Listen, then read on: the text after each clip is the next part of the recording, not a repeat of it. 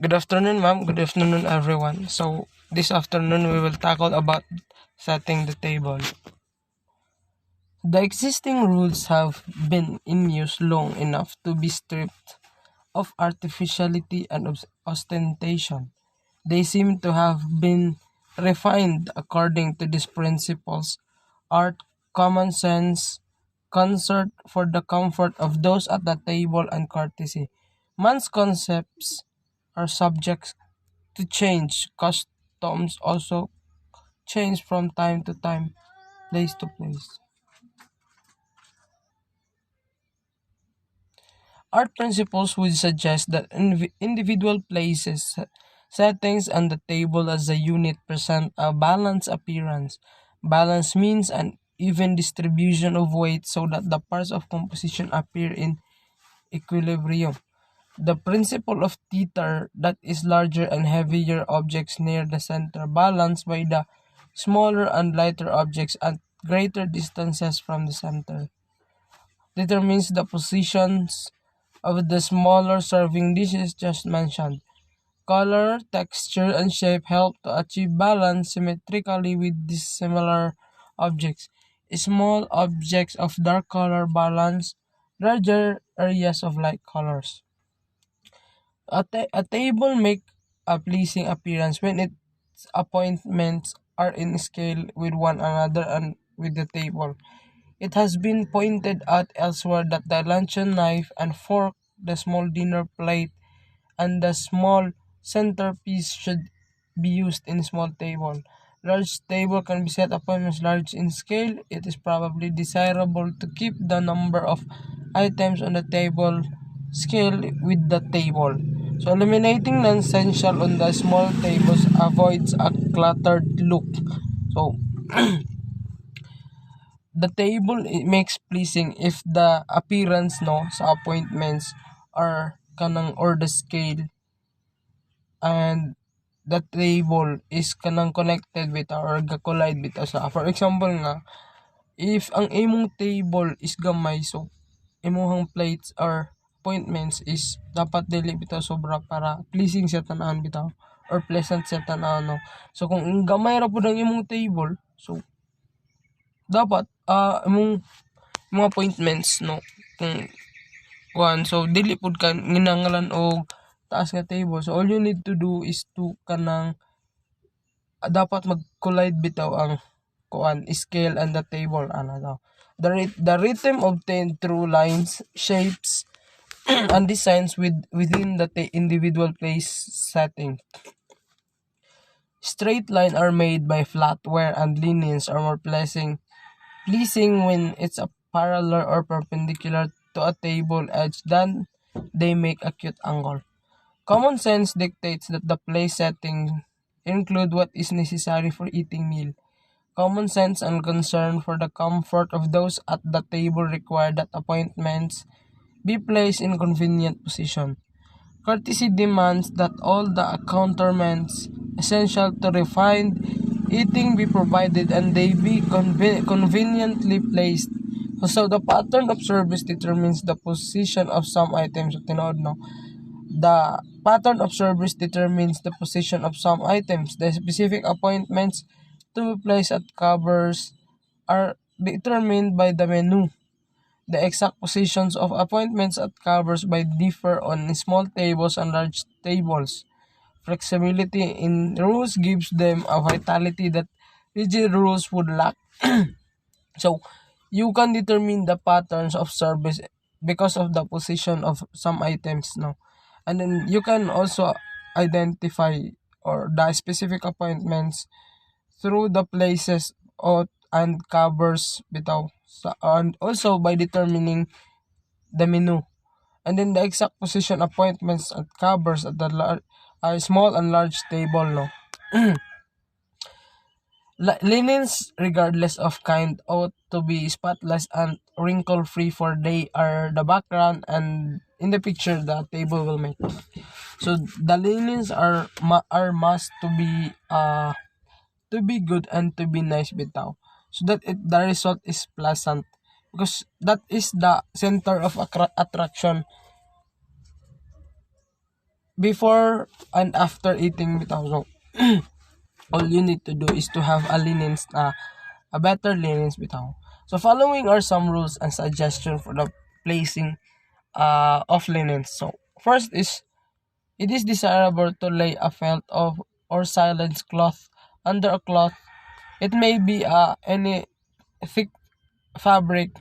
It protects the finish of the table, provides a white background for a light or white cloth on a dark table, and soften the lines of the table. So,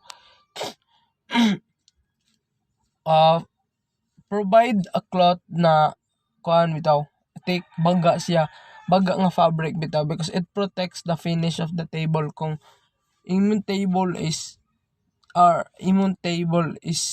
na kabali ang inyong table is na bagay sa inyong theme sa inyong restaurant. So all you need to do is to find a thick fabric nga mabagay sa inyong table and also to protect the finish of the table bitaw para dili masira ang appearance sa table bitaw ninyo.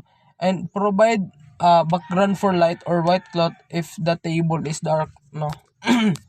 And so that it can be appear pleasant bitaw. So to lay a lace cloth or one with open work embroidery on the bare table to reveal the design. If it is necessary to protect the finish of the bare table, a pad with a dark lining would be desirable because the design in the cloth would not be lost over a dark pad as it would ever like a light pad. So and 3 is the center fold of a cloth should fall exactly on the center line of the table. The cloth then drops evenly both sides. The cloth should be laid so that the drop at the two ends is also even. Too great a drop should be avoided so the cloth won't hamper those seated at the table. 10 to 15 inches are the maximum undesirable. So frequently clothes are too short, in which instances one make the best of it. When they are squared, they can sometimes be used more effectively when placed with the corner centered at the side of the table.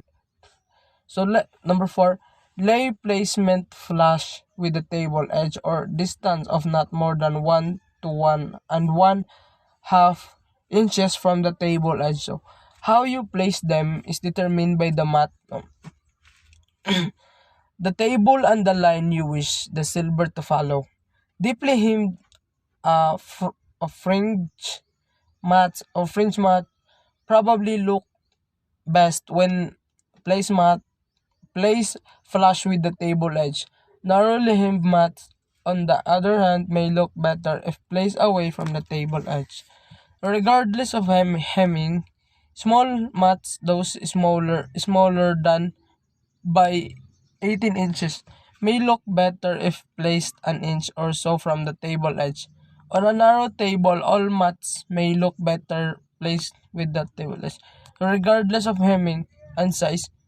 Conversely, on the wide table, all mats may look better when placed an inch or more from the edge of the table. When you have decided what looks best, lay all the mats in the same way. This is the example of the possible position of placing mats or placemats in relation to the table edge. Okay, on a round or oval table, no? Lay rectangular mats so that the corners are flush with the table edge. This position leaves a small arc of the bare table in front of each mat. Lay small round mats so that the edge is flat with the table. The position of mats on the table curve edge. So the curve edge is the A is the rectangular map and the second one is the small round map. Number 6, lay the new rather large round mats so that the part of each mat hangs over the edge of the table. Place each one so that the area of the mat on the table is pleasing in relation to the area of the table. These mats may not be attractive on small or narrow tables. The use of runner in the center of the table is matter choice.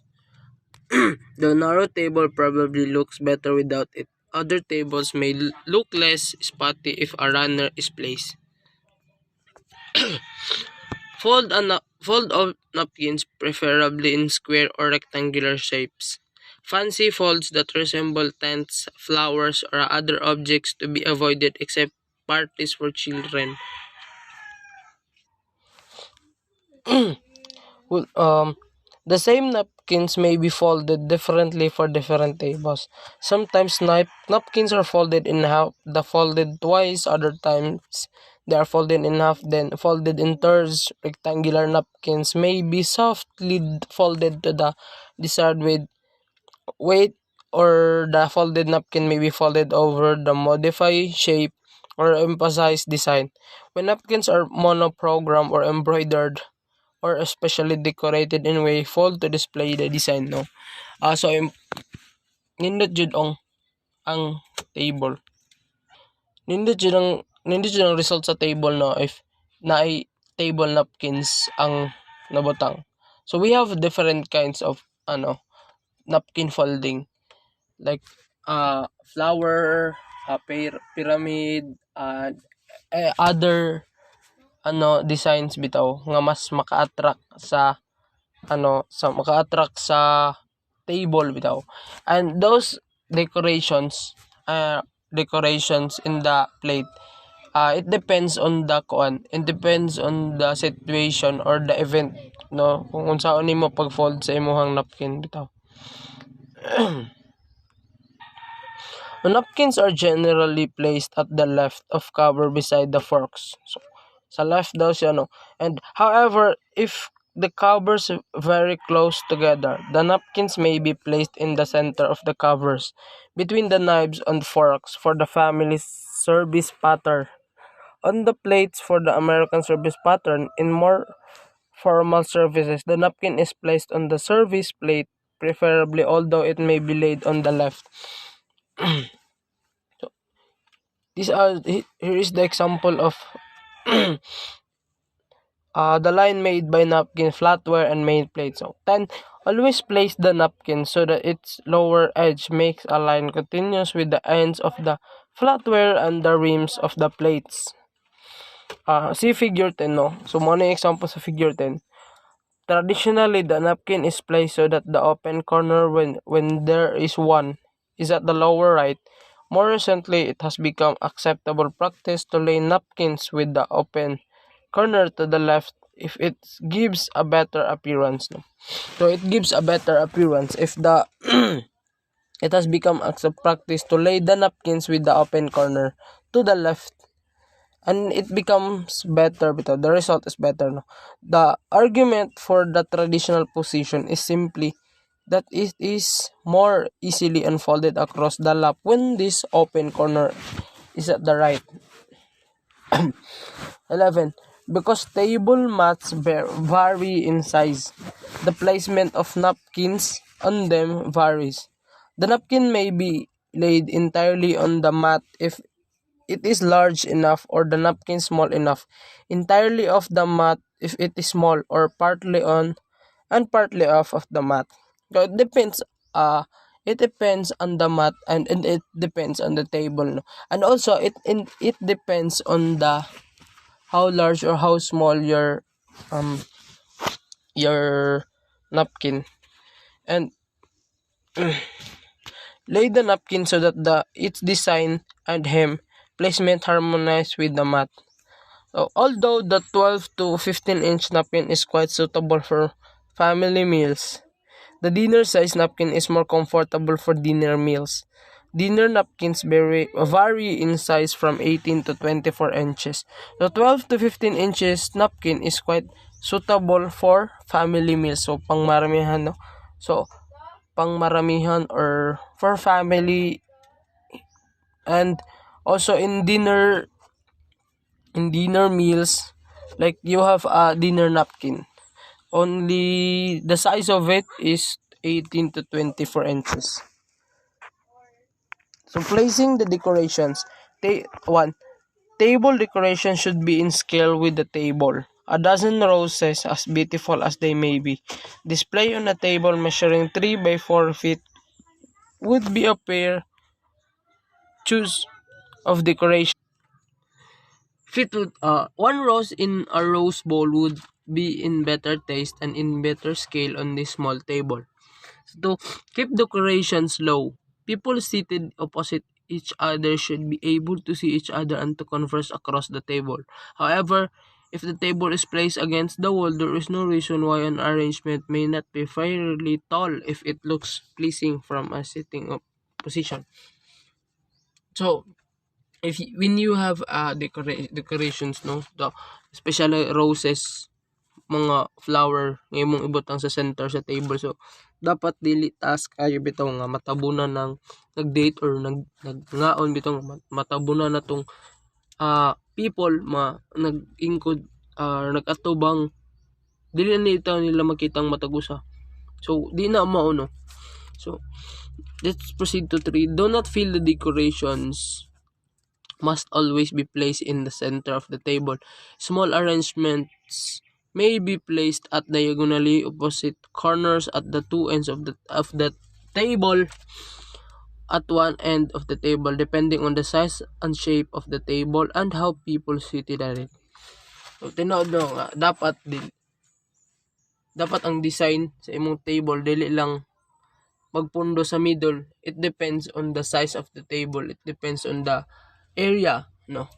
So, pwede mo siya ibutang sa two corners sa table. Pwede po mo siya sa gilid. Pwede po mo ibutang sa center. Ano ito? 4. Decorations on the tea or buffet table may be tall since they are viewed from above. Candles are used after dusk. An exception is the tea table, on which they may be used if there are gray skies or if the room is darkened by the drawing of draperies. Women love dining by candlelight, perhaps because they appear more glamorous in it. So candles are used only in the after dusk, and maybe